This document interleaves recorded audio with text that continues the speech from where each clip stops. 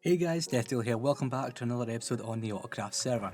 We're starting off over in the shopping district today because we've been making quite a lot of diamonds in the beacon shop. There's 57 diamonds right there, and okay, there's no diamonds right there, so people are mainly going for the beacons because they're a little bit easier. However, it is cheaper to go with this option, but not everyone wants to go and kill their own wither. Now as you can see, we only have 7 beacons right there, and as it stands right now, we can't actually use our wither skeleton farm. So this is basically the last big supply of beacons on the server right now. If we look, oh, yeah right, I left my beacons over at the Imperial Airfield. I do have some in reserve, but it isn't anywhere near enough to, refill this shop. So I think what we need to do today is we need to get our wither skeleton farm back up and running. So we're over at our nether farming area. We have the magma cube farm over there, and we have the gas farm right over there. That thing up there is the kill system for the wither skeleton farm, which unfortunately after this episode will no longer be operational. So this wither skeleton farm works quite differently to other ones. It makes use of portals. Oh, hello skeleton. I'm just going to kill you right there. There we go. So if we just pop into spectator mode real quick, it'll just be a lot easier to explain this stuff. So this wither skeleton farm works by basically only forcing wither skeletons to spawn. That's why I've got all these wither roses. They're attracted to these piglins, they fall down this central chamber and then go through the nether portal into a system that will take them all the way up top and then into the kill system up there. However, this only works when the server is inactive or when there's no one in the overworld.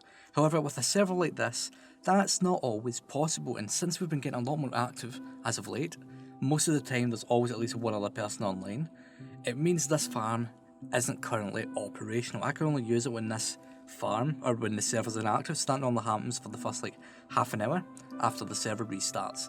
So yeah, we need to make a few changes to this thing, mainly remove the portal element and then just have a simple fall drop area and then we kill them on site. However, for us to do that effectively, we're going to remove some terrain. The Soul Sand Valley doesn't actually spawn all that much, so you don't really need to worry about removing that. The likes of the Basalt Delta over there can be problematic for it. Mob spawns, and not only that, having a lot of striders in the area as well where the lava is can also cause lag. So to remedy that, I've been slowly removing this area for quite a while now. I've probably spent maybe 5 or 6 hours just mining this stuff out by hand, and yeah, we haven't really done all that much, so I want to expedite this process. So by the end of today, we're going to have a perimeter in this region, so all of this basalt delta is going to be gone, all of this terrain here is going to be gone, the rest of the fortress is going to be gone. And yeah, this thing will be looking a lot better, it will be running a lot more efficiently. Now, why don't we head into a testing world, because I want to show you what I'll eventually want to do with this area. Alright, so as you can see, we're looking at a black wall right now. We're in the testing world, which is basically just a very old backup of the AutoCraft server from back in September, and I've been using it to plan out some of my builds. So we're in the area that's eventually going to be the Nether Perimeter right now. And why don't we do a little bit of a reveal. This is what this area is eventually going to look like. Yeah, we've still got the same farm, the same blaze farm over there. The wither skeleton farm will obviously be changed so that it can actually make use of this perimeter. But this is what we're going to be going for. So we've got black concrete lining the walls and the ceiling. We have a lava floor with a layer of orange stained glass on top. Now, if we go into our light matica and we take a look at the nether perimeter, because I've set this up as a schematic so that I can just analyse areas and stuff. We're going to require a lot of materials for this, so obviously we're not going to be doing this today. It's going to require, how much is that? That's over 100 shulker boxes of black concrete and about 43 shulker boxes of orange stained glass, plus all that additional lava. Because yeah, this area isn't perfect for lava or anything like that. There's lots of areas where lava's flowing and there's just not enough to fully cover the floor. Now, for the concrete itself, that's 100 shulker boxes. That's about 50 shulker boxes of sand, 50 shulker boxes of gravel, and then you're looking at about 12.5 shulker boxes of black dye. So this is going to be a fairly long-term project. We're not going to have this done anytime soon, but I'd like to make a decent amount of progress in this thing so that we can get this done, ideally before the end of the season. But yeah, let me know what you think of this. Do you think this thing looks quite cool? Because I think it does. I think it looks quite awesome. There is another thing we need to worry about with this project. So actually clearing the perimeter is going to be the easy part. The hard part is going to be doing our spawn proofing, and I know having a perimeter means you don't really need to spawn proof anything because nothing can spawn anywhere. But since we're in the nether, we're not going to be going below the lava. because that's just going to be a hell of a lot of extra work. However, the problem we have is, let's just pop on down. As you can see, I've not actually got a good position for this. Here we go. There are a ton of ancient debris excavation tunnels in this area, going all through this perimeter. So what we're going to have to do is we're also going to have to spawn proof these. Like, fortunately they'll not cover about half of the perimeter right now, but we're going to need to cover these, and then we're going to need to make sure that no one comes into this area ancient debris mining, because that will seriously affect the rates of this farm. But you know what, we don't really need to worry about that right now, so why don't we make a start on actually clearing out this area. And I think we're going to be making use of some TNT duping systems for that, because obviously, I said before, we're mining this out by hand, which isn't really viable. It's going to take a hell of a lot of time. So let's use some TNT dupers for this stuff. Also, just a reminder, most of this work is going to be done over on Twitch, because I'm going to be experimenting with live streaming since we have the new PC and stuff like that. So make sure you go and follow me over there so that you're notified if when I do that, and plus you can get some exclusive previews of upcoming episodes. Okay, so we set up the machine that I was planning on using to mine out this area fairly quickly. Ray's Works did a video on it. I can't remember exactly who made it, so I'll leave a link to that if you're curious about it. But we've ran it for a little bit, and yeah, while it is good, it does excavate a massive amount of space, but by the time you set this thing up and, you know, AFK and stuff, the amount of time you spend doing that, you can mine out the exact same amount of area. So I don't actually see the point in doing this system. So what we're going to do is we're going to use the tried and tested method of mining this out by hand. If we go over here, I've cut this area up into slices. That's how I've been excavating this area up until this point. So we're going to be going back to using that method. And I thought what better way to do this would be in the form of a third-person time-lapse live stream, because I'm streaming this entire thing. So let's get straight into it.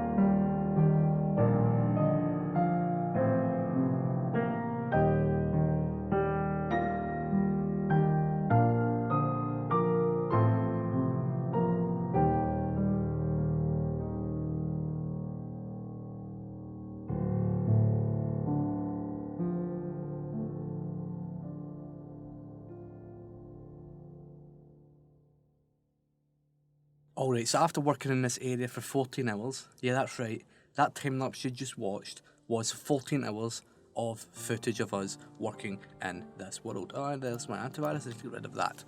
So yeah, we have removed 1/4 of the total land mass of this area. Most of this was recorded on Twitch. I've been streaming over there very, very regularly, so if you want to see this stuff as I do it, make sure you go over to twitch.tv/DeathDealerYT and follow us right there. There's a link to that right in the description. So yeah, 14 hours for 1/4 of the perimeter. Let's just assume it's going to take 14 hours to do each quarter. So that means we're going to have, so that's 28, 38, 42 more hours of work here in order to remove this. That does not include putting up the walls or anything like that. There was an additional 6 hours working on putting in the lava there, because we kept on getting gas and stuff spawning, which was impacting our work.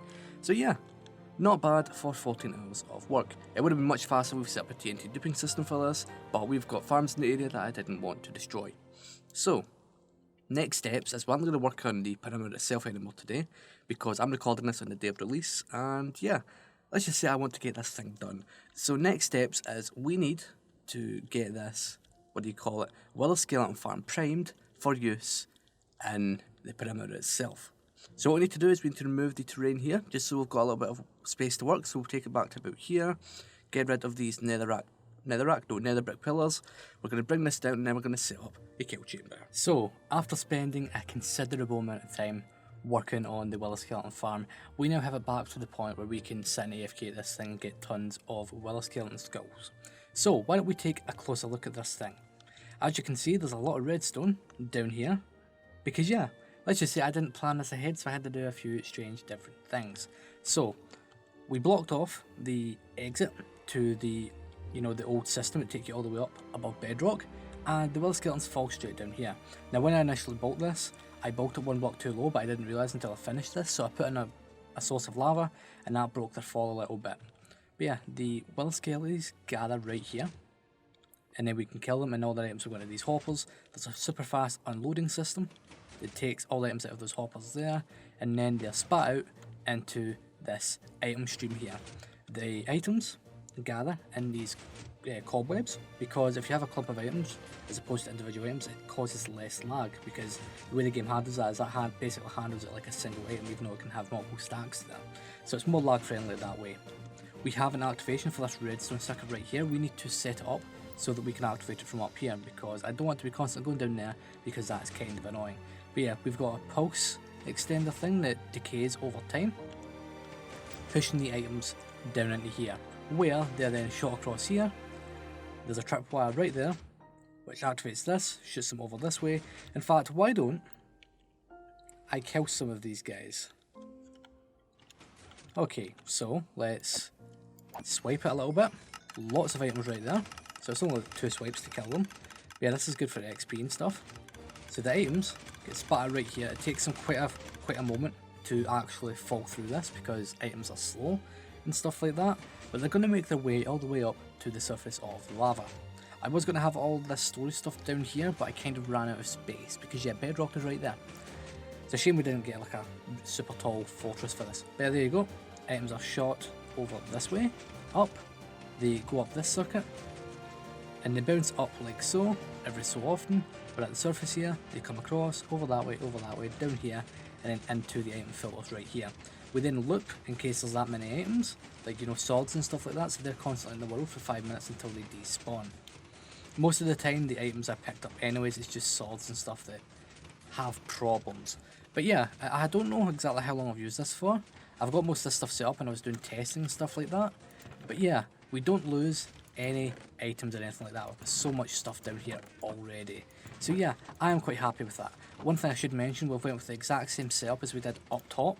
So I've got 1 row of wither skulls, 3 rows of bones, and 3 rows of coal blocks. I broke the filter the first time I ran this, so that's why some of the chests are empty when they shouldn't be. But yeah, I am really happy with this project. There's still a lot of fixes we need to make.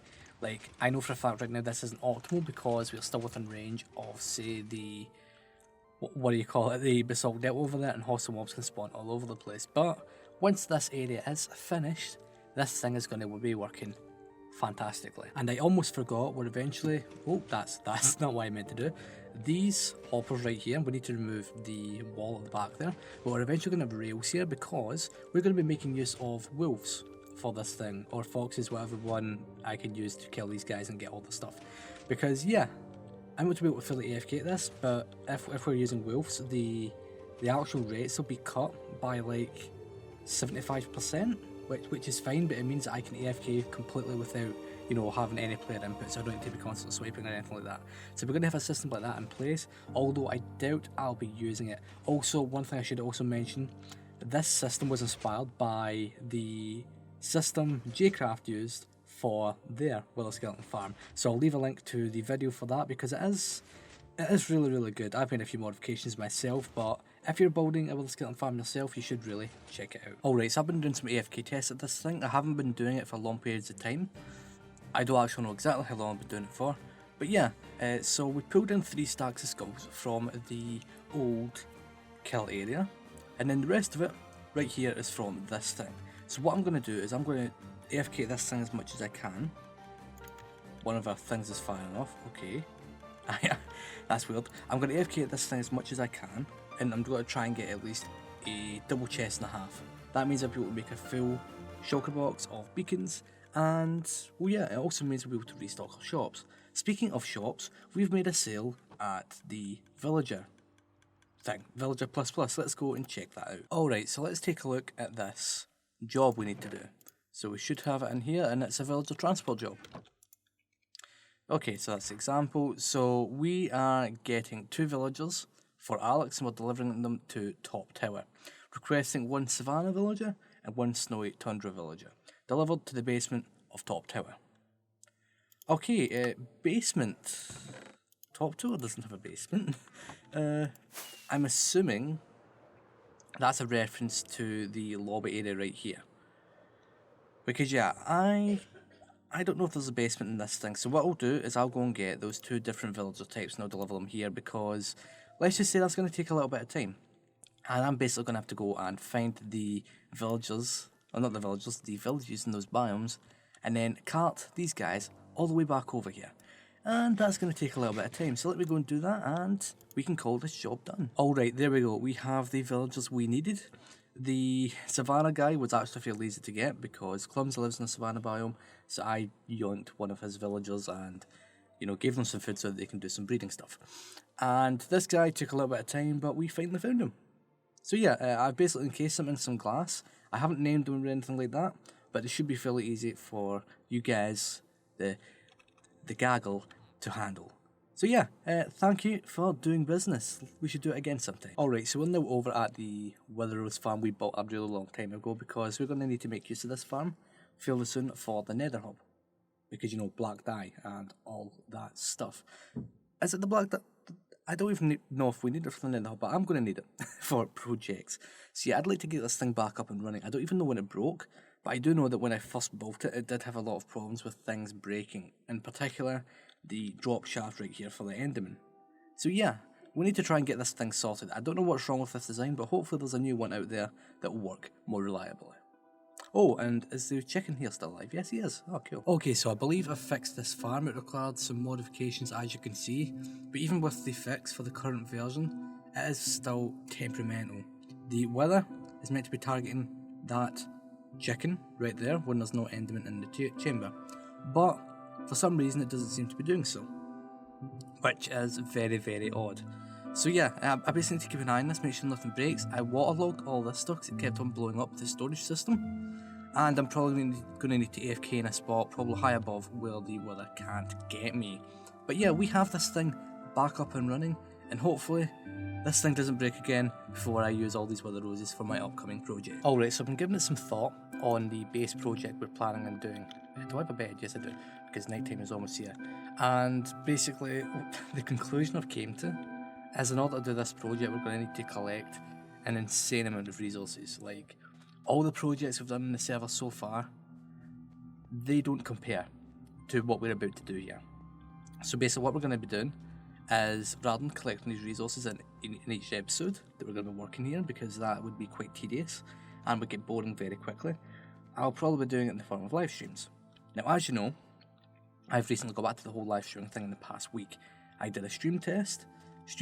There were some problems with the first one, so we would load the bitrate a bit, and we've found a bit of a sweet spot. So now I can actually stream regularly, to the point where I've actually committed to a stream schedule. Monday, Wednesday, Friday at 8 PM UTC. I do stream other days than that, but those are these streams that are virtually guaranteed. I missed my Wednesday slot this week because of how much I've been working on this episode, which was, yeah. Let's try and not do that again. So yeah, I'm going to be doing a lot of streams, collecting resources and stuff like that, because I just want to keep that stuff out of episodes. It does mean we're going to need to build a few farms and stuff like that. We're going to need to rework the gold farm. I might just rebuild it completely. We're also going to need to get a piglin trader set up, because we're going to need a lot of gravel.